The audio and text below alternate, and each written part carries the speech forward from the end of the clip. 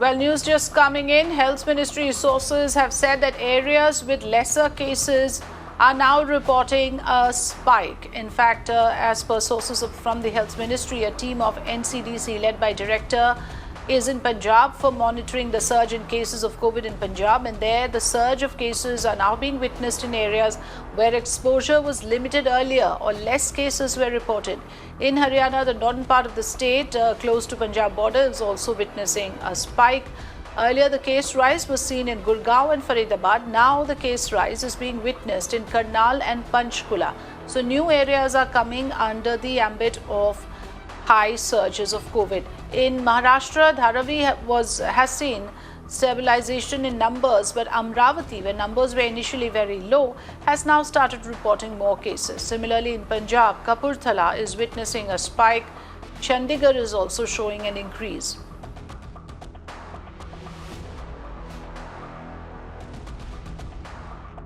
Well, inputs coming in from Punjab in particular, where there are surges witnessed or hikes in the COVID numbers witnessed in areas that earlier reported very few cases. So areas with limited COVID exposure are now coming under the list of those areas which are worst affected. Let me go across to Ayushman for more details on this. Yes, Ayushman, the central teams are visiting the states which are contributing big numbers to the daily tally of India's COVID numbers.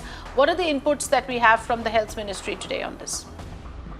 Well, Afiza, currently we're being told that the team is there in Punjab, where top officials of NCDC are there monitoring the situation. The border areas of Punjab, where the infection exposure was less earlier, those areas are actually witnessing the spike in cases, and it is not just in Punjab, in Haryana, Maharashtra also, like in Dharavi.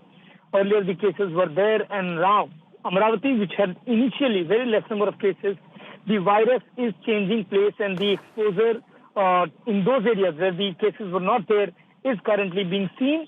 The Health Ministry has clearly said, the officials have clearly told this to state government that one needs to have area-specific testing.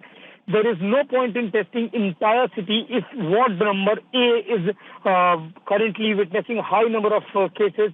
So testing needs to be specified in a particular area, and at the same time, vaccination also needs to be given pace in that area so that the infection can be curbed. Currently, the Health Ministry is saying that they are monitoring the situation, but because of this changing pattern of infection in those areas where there were no infections, is something that is why the team has been sent to these states.